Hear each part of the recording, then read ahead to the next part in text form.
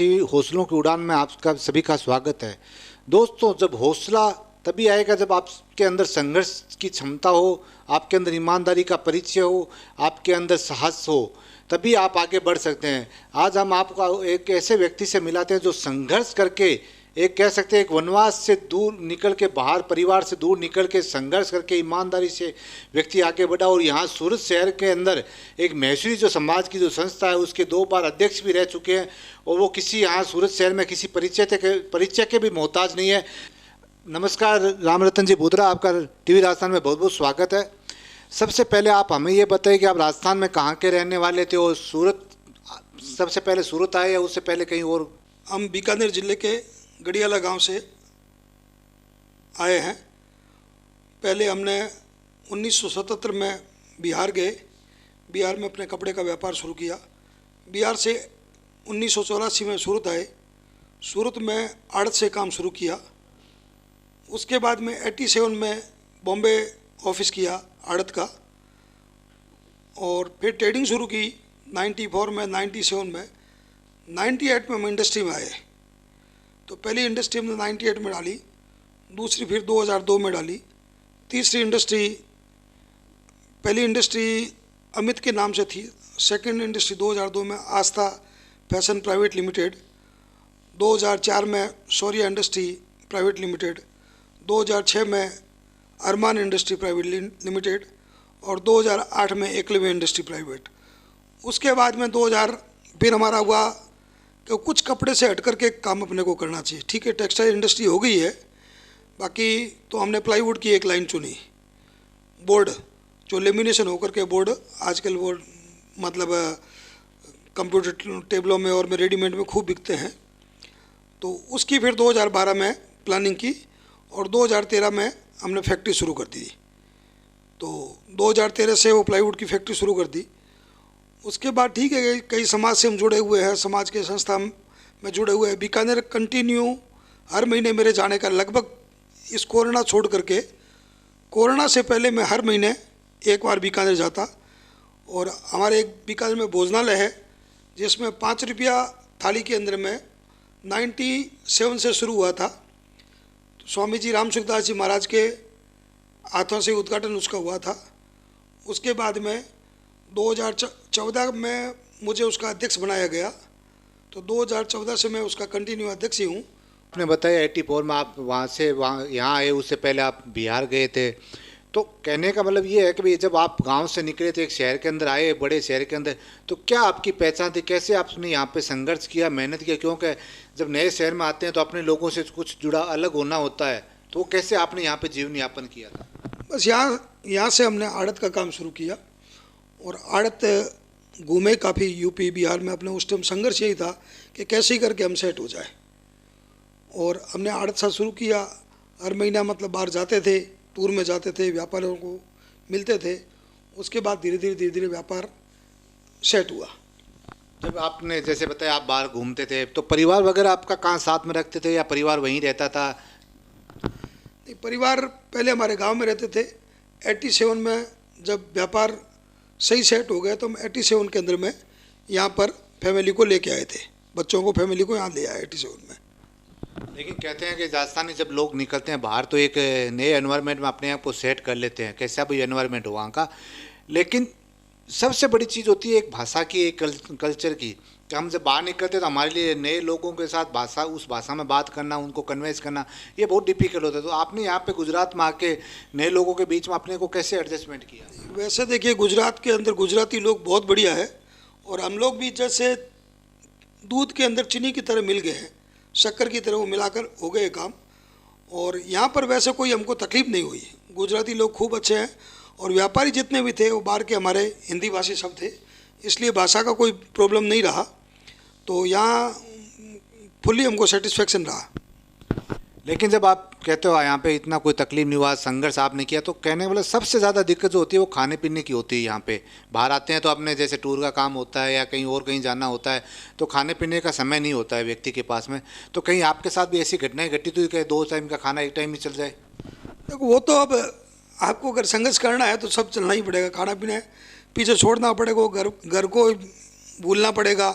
जैसा जहाँ मिला वो अपने को उस टाइम जुनून यही था, अपने का व्यापार सेट हुए, कैसे व्यापारी सेट हुए, परिवार में वापस नाम स्थिर रहे, इसी से कोई खाने का विशेष तकलीफ नहीं थी, और जैसा हुआ वैसा गुजारा कर लिया है, और क्या है। जैसा हुआ वैसा गुजारा किया आपने। लेकिन एक चीज़ और आपके बारे में सुनने को मिल रही है कि भाई आपने 12 साल अपनी परिवार या पत्नी से अलग रहे हैं, तो कहीं आपको लगता है ये लंबा वनवास, कहीं पत्नी की शिकायतें आपको बहुत ज़्यादा सुननी पड़ती हो? शिकायत तो वैसे भी सुननी पड़ती है, 12 साल कम सुननी पड़ी। वैसे देखिए, मेरे को तो ऐसा लग रहा है कि 2 साल और रह जाते तो 14 साल का पूरा वनवास हो जाता, हमारा जीवन एकदम सही हो जाता। 12 साल हुए, और क्या। तो ये शिकायतें जो अभी भी निरंतर चलती रहती है या कहीं कम हुई है अभी परिवार के साथ रहने लगे? वैसे कोई शिकायत नहीं है जी, उनका तो फुल सपोर्ट था तभी काम हुआ है, बिना सपोर्ट तो काम होता ही नहीं। तो ये तो ठीक है, थोड़ी बहुत तो चलती रहती है फैमिली में। बाकी पत्नी का खूब सपोर्ट रहा, परिवार का खूब सपोर्ट रहा, तभी हम इतने आगे बढ़े हैं। हमारे भाइयों का, पिताजी का, सबका सपोर्ट रहा। लेकिन कहते हैं व्यक्ति जब सक्सेस होता है तो अपने द्वारा जो अर्जन किया जाता है धन व्यर्थ या आर्थिक तौर पे, उसको वापस समाज के लिए या धर्म के लिए या संस्कृति के लिए वापस गेन कर देता है उनको। तो आप यहाँ पे कितनी संस्थाओं से जुड़े हो, कैसे यहाँ पे आप समाज सेवा के लिए आगे बढ़ते हैं?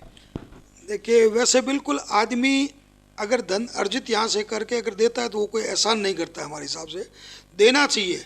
हमारा अधिकार ये नहीं है कि भाई हम जितना धन कमावे और सब अपने पास रखें, सबका भाग्य है। हमारे बोलते हैं कि कीड़ी मकोड़ी जितना भी है वो सबका भाग्य होता है। तो परिवार में, कुटुंब में भी कोई कमज़ोर होता है उसको भी हेल्प करो। और समाज की संस्था तो इतनी है, लगभग सभी संस्थाएं समाज की या बिना समाज की, हर आदमी को हम जैसे चाहे एक वो मण देवे या कण देवे, कुछ न कुछ देते हैं, ऐसा करके हमारा विचार है। और लगभग सभी संस्था में जुड़े हुए हैं। आप जैसे यहाँ पे महर्षि समाज के ऐसे हैं, तो महर्षि समाज के आपको 2 बार अध्यक्ष भी रहे हैं, तो अध्यक्ष के नाते आपने समाज को क्या एक सी विशेषता दी कि समाज आगे बढ़ सके? समाज में हमने जैसे भवन है, हम भवन में अध्यक्ष थे, तो भवन के अंदर में देखो भाई ठीक है, भवन को एक्सटेंशन किया, रूम बनाए, डोम बनाया। आज महर्षि समाज के कई बार सम्मेलन हुए, ऑल ओवर इंडिया का सम्मेलन हुआ, तो उसके अंदर में आज समाज का एक नाम पूरे भारत में पहुंचा कि महर्षि समाज सूरत का बहुत अग्रिम समाज है और खूब काम करता है।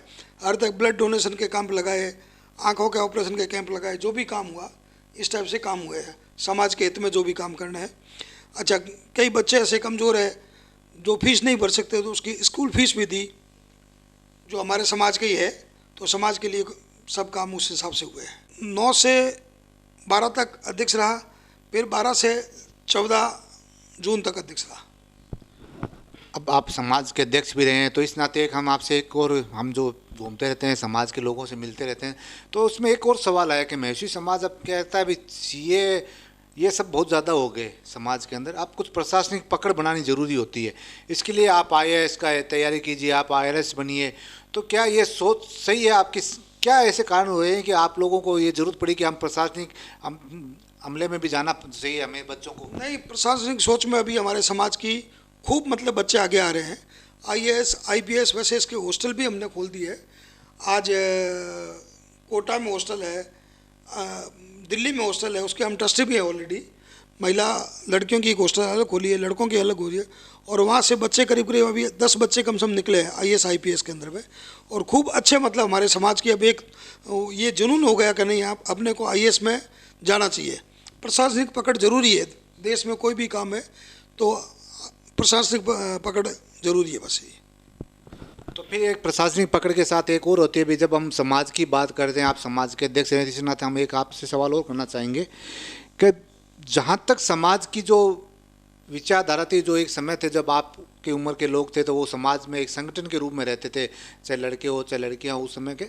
लेकिन अब जो चीज़ें चल रही है भाई, आधुनिक हो गए, सोशल मीडिया इतनी हावी हो गई, लोग एक कहते हैं उनकी सहन शक्ति जवाब देने लगी लोगों की, तो यहाँ से उसमें तलाक हो गए या अपनी दूसरी जाति में शादी कर लिया, ये बहुत ज़्यादा होने लगे हैं। तो इसके लिए सामाजिक तौर पे आप ऐसे व्यक्ति तो आपके मन में क्या ऐसा ख्याल है कि लोगों को क्या करना चाहिए, हमारे युवाओं को? ये देखो, है तो तकलीफ का विषय तो है ही।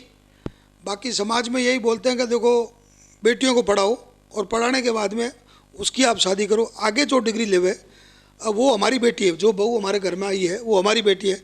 हम उसकी जो भी इच्छा होगी, CA बनना है, IAS बनना है, IPS बनना है, तो वो हम पढ़ाएंगे। हम समाज में ये भी करते हैं कि एक उम्र के बाद में आप शादी करो। शादी के भाई 23-24 साल की लड़की हो गई, आप शादी कर दो, उसके बाद 2 साल का कोर्स उसका बाकी रहा, 1 साल का रहा, 3 साल का रहा, जब तक पढ़ेगी हम पढ़ाएंगे। ये हम एक पूरे समाज के अंदर में एक ये दे रहे हैं। और उसके बाद तो देखो हवा का कुछ प्रभाव तो कुछ न कुछ तो हमारे ऊपर भी, समाज के ऊपर कलंक लगेगा ही। अब उसको हम कलंक ही कहेंगे, बाकी अब हवा ऐसी चल रही है, कोई उपाय नहीं है। ये कहते हैं भाई, जैसे पुराने लोग जो होते थे, आप जैसे उम्र में पिताजी रिश्ता करके आ गए और आप लोगों को पता भी नहीं है मेरी पत्नी कौन सी है, चेहरा भी नहीं देखा था। और आजकल तो क्या है, रिश्ते भी अपने खुद पारिवारिक तौर पे हम खुद बच्चों को आगे करते हुए देख लेते हैं को पसंद है क्या। तो ये कहीं आपको लगता नहीं, ये इतनी आज़ादी जब हमने बच्चों को दी है तो इसके परिणाम यही होते हैं?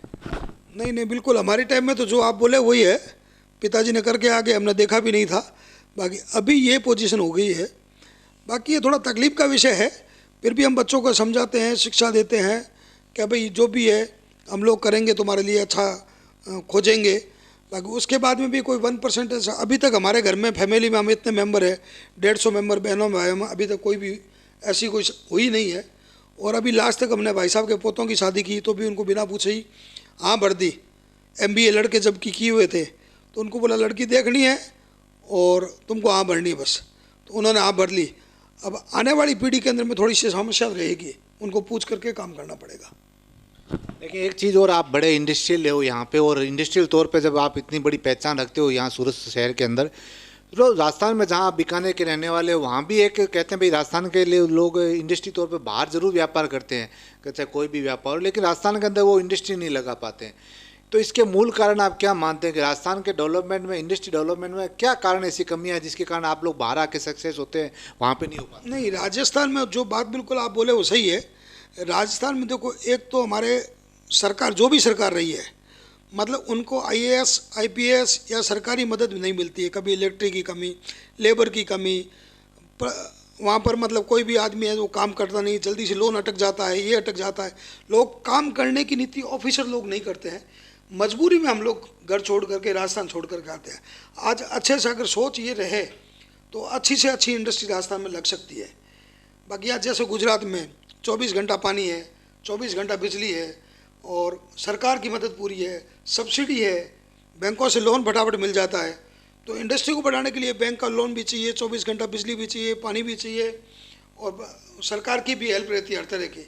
और यहाँ के ऑफिसर है वो भी तो को आपका सैंक्शन कर देते हैं। तो ये एक राजस्थान में, यहाँ में थोड़ी प्रॉब्लम तो बहुत बड़ी है।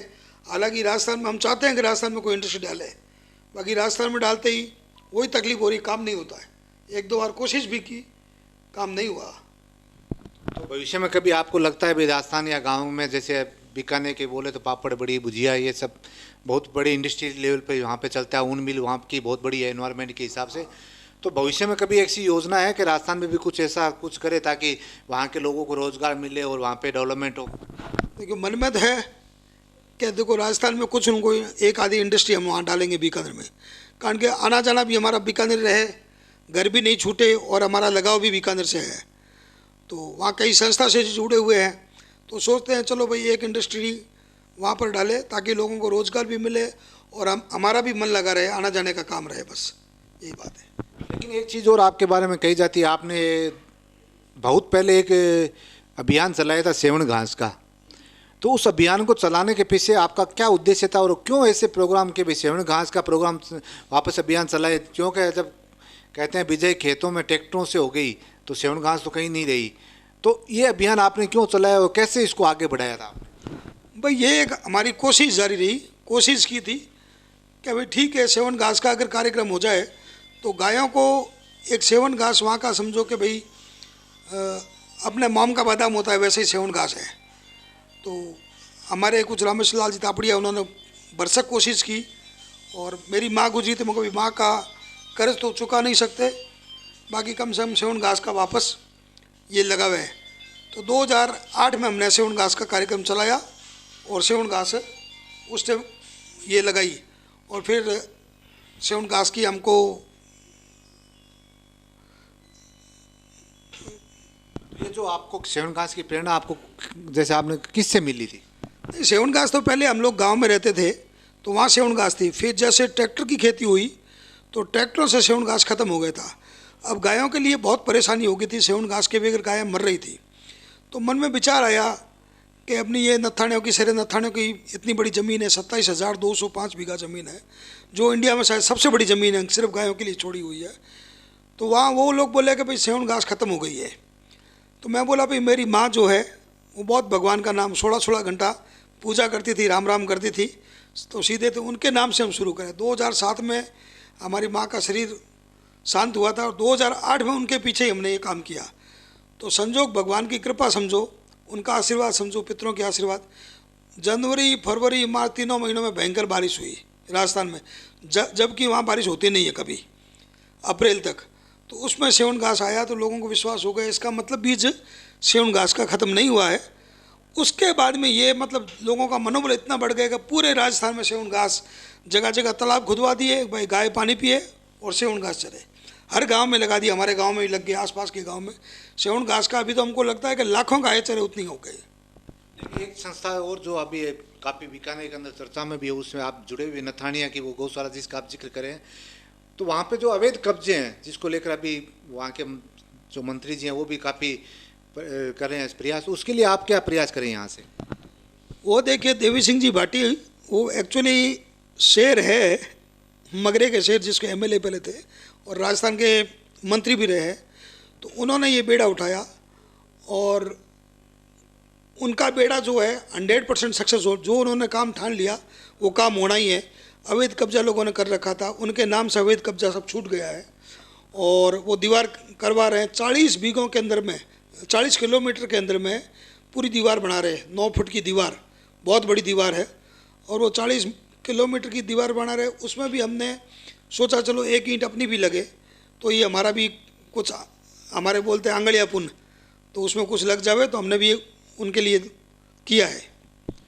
एक और बीकानेर के लिए एक सबसे बड़ी जो बीकानेर को पीबीएम के रूप में पहचान मिली है, तो वहाँ पे एक जो 5 रुपये में खाना है, 10 रुपये में रहना है, ये जो सुविधाएं वहाँ पे मिली है, उस संस्था से आप जुड़े हो, उस संस्था की स्थापना से आप जुड़े हुए हो, तो उस संस्था का मूल उद्देश्य क्या है और आप कैसे वहाँ पे उस संस्था से को आगे बढ़ा रहे हैं?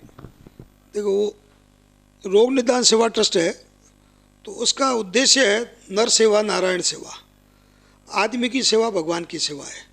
तो जो गरीब आदमी है, हॉस्पिटल में आते हैं, कोई गंगानगर है, हनुमानगढ़ है, पंजाब है, वहाँ से लोग आते हैं, तो उनके इलाज के लिए खाने की तकलीफ़ होती थी।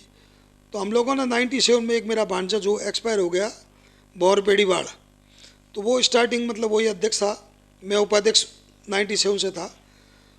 तो 5 रुपये में स्वामी जी राम सुखदास जी के महाराज के कहने से शुरू किया था और आज भी वो 5 रुपये में ही चल रहा है। 2021 में भी अभी लगभग 4,500 आदमी डेली का भोजन करते हैं। उस संस्थान में 3 करोड़ आदमी अभी तक खाना खा चुके हैं और नीट एंड क्लीन एक भी मक्खी आपको नहीं मिलेगी, इतने बढ़िया संस्था चल रहे हैं। 2 बार वसुंधरा जी आ चुके हैं, 3 बार अशोक जी गहलोत आ चुके हैं, रामदेव जी आ चुके हैं, जो भी मतलब राज्यपाल वगैरह जो भी आते हैं बीकानेर की भोजनालय कर रहे हैं। और उसके पास में भाई जो आदमी आते थे उसको रात में सोने की असुविधा होती थी, तो उसमें हमने विश्राम गृह बनाया।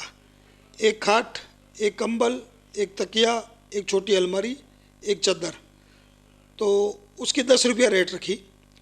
तो वो भी उसमें करीब 75 बेड और 50-125 बेड उसमें अभी है। तो 125 से 150 बेड आदमी मतलब वो हमेशा फुल लेता है। जो आदमी सड़कों के ऊपर सोए रहते थे उनको एक राहत मिल गई, लेटरिन, बाथरूम, गर्म पानी, ठंडा पानी सभी मतलब उसमें मिल गया। तो एक मन में सेवा भाव हो गया कि भाई सेवा, कोई आदमी का सेवा हो जाए अपने, ठीक है। उसी हिसाब से उस संस्था के 2014 में मुझे अध्यक्ष बनाया गया। तो हमारे यहाँ तो क्या है, कोई इलेक्शन तो है नहीं, आजीवन अध्यक्ष वाला है। तो जब तक चला रहे हैं वहाँ तक चलाएंगे, जिस दिन नहीं चलेगा उस दिन हम दूसरे को बनाएंगे, और क्या है। अध्यक्ष हैं तो इस नाते एक सवाल और आपसे, क्यों आप व्यापारी भी हैं और अध्यक्ष भी जैसे संस्था के हैं, तो जिस तरह से महंगाई जहाँ बढ़ी है, आप कह रहे हो अभी भी 5 रुपये चल रहा है, उस समय भी 5 रुपये था, तो इस दौर में काफ़ी फर्क हुआ है। क्यों आप बात करें 2006-08 की और अभी बात चल रही है 2021, उस दरमियान महंगाई जो आसमान पे चली गई, तो क्या लगता है आपको 5 रुपये में वो खाना बेस्ट चलता है वहाँ पे? नहीं, खाना नहीं चलते, आपका बोलना सही है। बाकी क्या है, कोई ऊपर वाले की असीम कृपा है, ठाकुर जी की, कि हमको बहुत आदमी ऐसे जुड़ गए हैं जिसमें कुछ, कोई बोलता मेरा अनाज ले लो, कोई बोलता ये ले लो, तो जुड़े हुए आदमी हैं, तो काम चलता है। और जो कम बेसी रहता है तो इतने ट्रस्टी है, अपना आप काम करते रहते हैं। बाकी महंगाई बढ़ी है, 20 रुपया कॉस्टिंग हमारी आती है, 5 रुपया हम दे रहे हैं तो खर्चा है। बाकी लोग, काफ़ी लोग जो है, जो अब देखते हैं कि इस संस्था का काम इतना बढ़िया काम है, तो लोग सामने से बोलते हैं अनाज 5 क्विंटल हमारे लिए, 11 क्विंटल हमको दो, ये करके हमको अनाज भी फ्री आ जाता है लगभग। और बाकी कुछ लोगों का जैसे बर्थडे, आज हम लोगों का जैसे बर्थडे है, मैरिज एनिवर्सरी है, बच्चों की तो उसके नाम से कर देते हैं कि आज माँ का दिन है, एक पिताजी का दिन है, एक भाई का दिन है, एक भाभी का दिन है, बच्चों का बर्थडे है। तो हर आदमी दूसरी जगह ये फिजूल खर्चा नहीं करके हम लोग देखते हैं इसमें 5,000, 11,000, 21,000, 51,000 की रसीद कटाओ, ये अपना संस्था में जा रहा है, लोगों का काम आ रहा है और मानसिक शांति है। लेकिन इसमें एक और चीज़ कहते हैं भाई, क्वालिटी होती है वो घर जैसी मिलती है या फिर आपको जैसे बाजार के अंदर मिलती है उस टाइप की आती है? क्वालिटी हमारी घर से भी शायद हो सकता है बढ़िया, इतनी साफ़ सफाई है। जो हम घर में दाल चावल सब्जी रोटी खाते हैं, वही तेल वगैरह जितना है वो उतना ही बढ़िया तेल सब वापरते हैं। और वहाँ आदमी जितने हैं सब सेवा भाव के हिसाब से आदमी बैठा, कोई भी नौकरी के हिसाब से आदमी नहीं। इतने हमारे 60-70 स्टाफ है, तो सब सेवा करते हैं। आप शाम को देखोगे कि भाई अगर हल्दी कितनी स्टॉक में है, कितनी लगी है, तो उसकी रिकॉर्ड है कि हल्दी इतनी थी सवेरे, सब्जी में इतनी लगी, दाल में इतनी लगी, इतना स्टॉक शाम को है। तो अगर आप जाके चेकिंग करो तो वहाँ पर कभी आज तक कोई घपला नहीं हुआ। सबकी मतलब भावना के सेवा की भावना। अभी अर्जुन राम जी भी आए थे तो बोले कि पद्मश्री का आपको अवार्ड मिलना चाहिए भाई। तो हम बोले भाई पद्मश्री का अवार्ड की हमको क्या ज़रूरत है? कि नहीं, आप 23 साल से कंटिन्यू सेवा कर रहे हैं और कंटिन्यू सेवा कर रहे हैं भाई। ये कोविड में तो लोगों ने, बहुत आदमियों ने सेवा की है, तो मैं आपके पेपर करवाता हूँ, सब आपकी संस्था को जानते हैं। तो मेरे को मेरा भांजा बोला कि क्या करें मामा, पद्मश्री के अवार्ड के लिए अपनी तैयारी करें क्या? मैं कि क्या करोगे यार, पद्मश्री का और जवाबदारी ज़्यादा हो जाएगी। अपना अवार्ड ही अवार्ड है, सेवा करनी है, अवार्ड है बस, और क्या है। बहुत अच्छा कार्य करे बीकानेर की जनता, क्योंकि बीकानेर का जो पीबीएम है उसके संभाग गंगानगर, हनुमानगढ़, इधर कोलायत बज्जू क्षेत्र हो गया, फिर रतनगढ़ हो गया, काफ़ी बड़ा क्षेत्र हो गया जो कवर करता है पीबीएम। तो उसी से रिलेटेड आपसे एक और सवाल करना चाहेंगे भी, आज जो स्वास्थ्य है वो सबसे ज़्यादा ज़रूरी चीज़ होती है, और स्वास्थ्य के प्रति जो लापरवाही लोग करते हैं, चाहे वो चाहे किसी भी तरह से करें, तो खाने पीने की बोल के वहाँ पे जो सुविधाएं आप लोग दे रहे हो उसमें, तो उसमें कहीं ऐसा तो नहीं है कि भाई जहाँ लोग जो आपको दान अनाज देते हैं और देते हैं, उसमें कहीं ऐसा कोई क्वालिटी का और का कोई कॉम्प्रोमाइजिंग वगैरह कुछ? नहीं, कोई कम्प्रोमाइज। हम जैसे आप घर में शायद गेहूँ लेते हैं, मैं सोचता आपको ही बोलता हूँ, तो उसकी धुलाई नहीं करते हम। पूरा गेहूँ धो करके फैक्ट्री के ऊपर सूखो करके रोज़ का 8 क्विंटल गेहूँ वापस आटा पीस करके आता है। उसमें अगर कोई पॉइजन भी अगर कोई बोले है वो भी ख़त्म हो जाए, तो उसमें कोई कॉम्प्रो नहीं है। गेहूँ हम अपने हिसाब से ख़रीदते हैं, वो किसी एक दुकानदार को दे देते हैं, फिर हम बढ़िया से बढ़िया जितना गेहूँ होता है वो हम उससे लेते हैं। तो हमारे कोई भी चीज़ का, चाहे जीरो है, गेहूँ है, हल्दी है, उसमें कोई कॉम्प्रो नहीं है।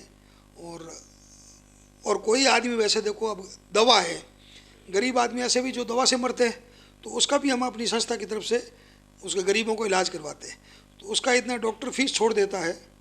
और हमने एक ले रखा है भाई, दवा आपको देंगे, पैसा नहीं देंगे, 15 दिन की दवा ले जा, वापस डॉक्टर को चेक करा, डॉक्टर क्या लिखेगा, और 15 दिन बाद में वापस दवा ले जा।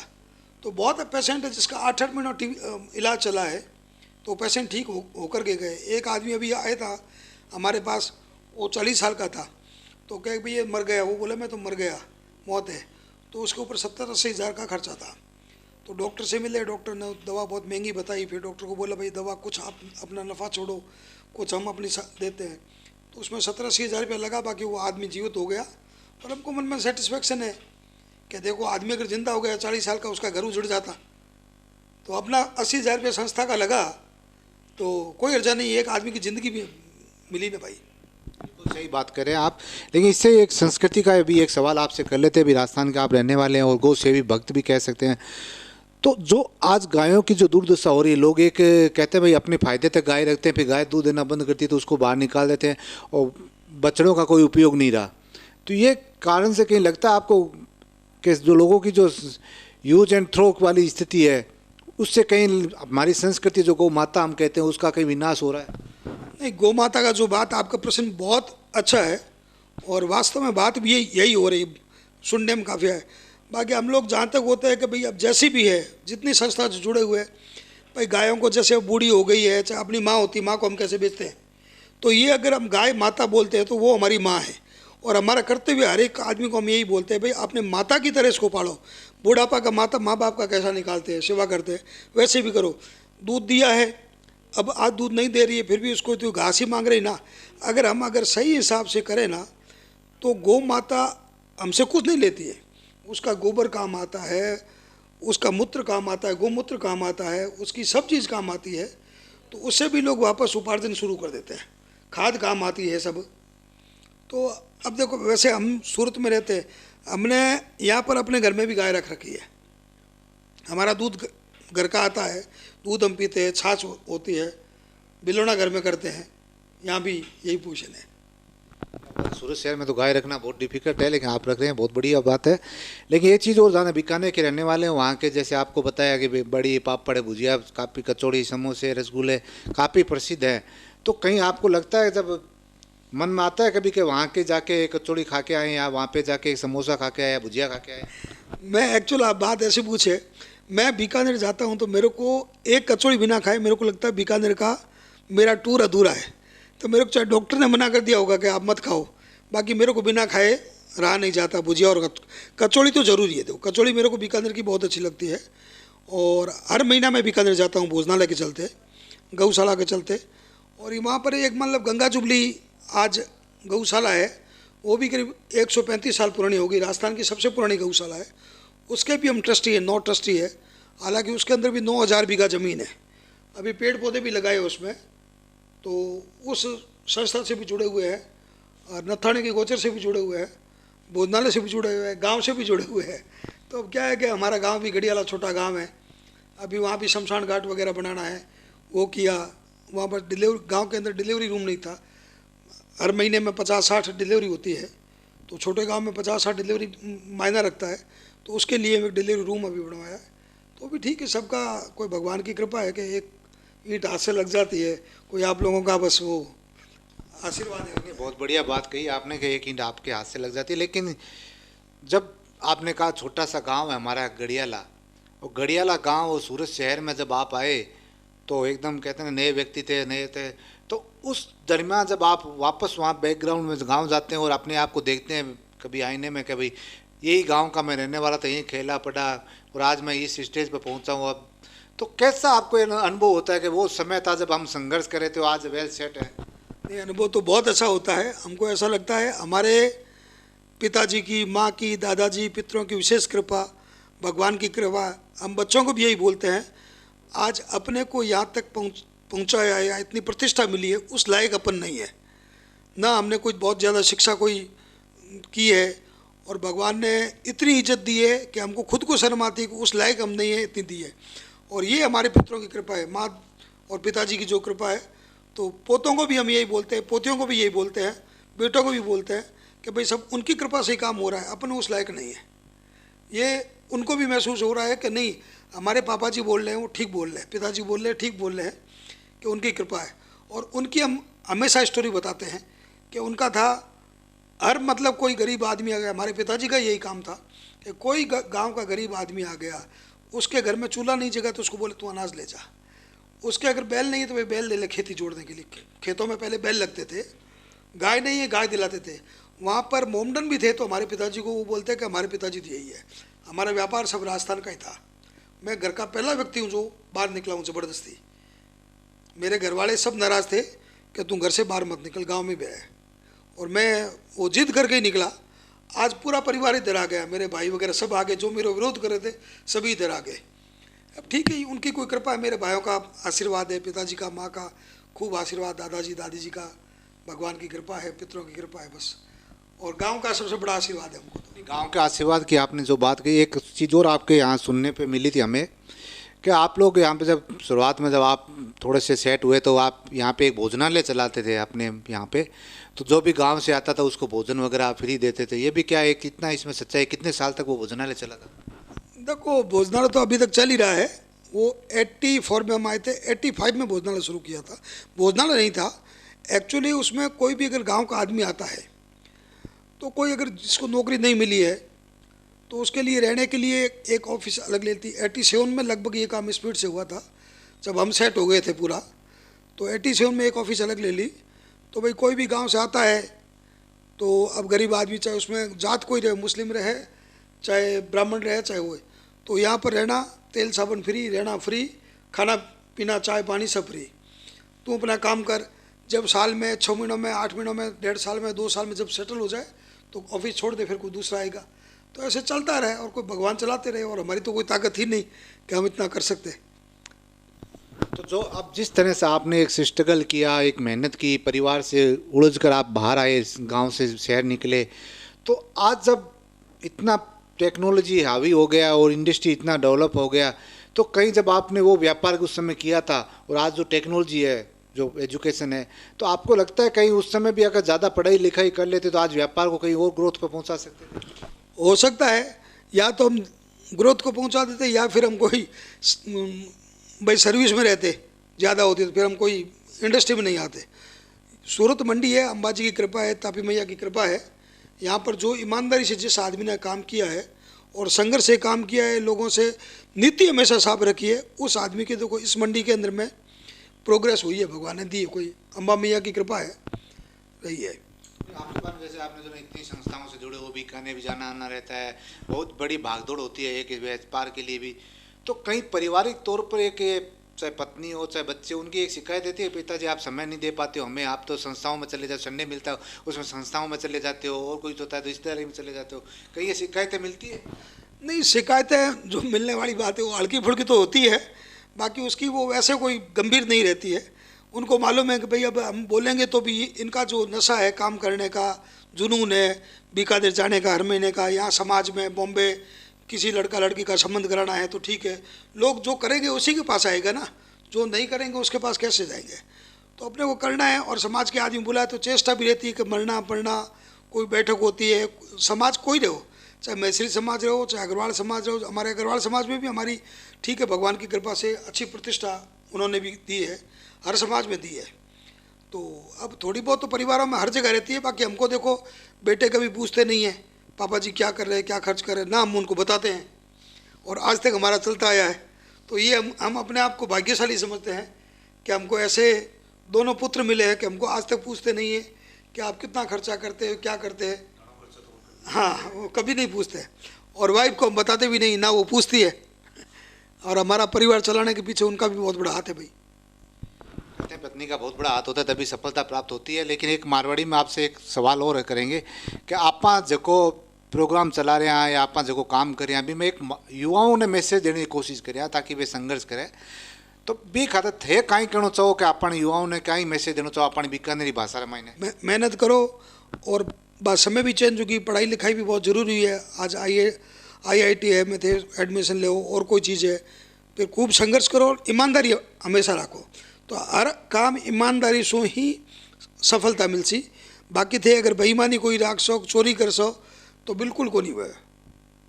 तो आपने बोले मारवाड़ी में एक कि माँ को दूध पीने से पेट भरी सी, कोई और कोई गलत काम करने से कुछ भी को नहीं हुए।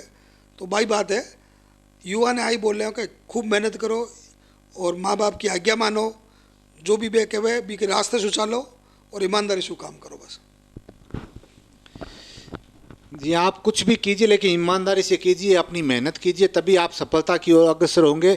आज हम जब सूरत में आने वाले थे तो हमें भी इस बात का था कि भाई लोगों ने कहा था भाई अगर आप सूरत आए और राम रतन जी भूतरा से नहीं मिले तो आप कहीं आपका सूरत जाना अधूरा सा कहानी रहेगा।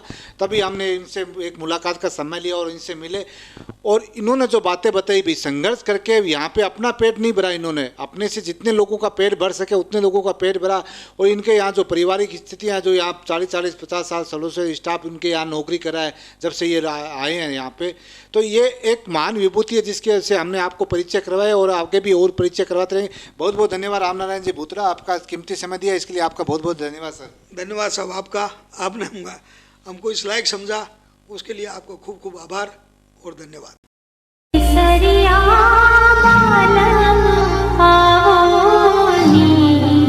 पधारो।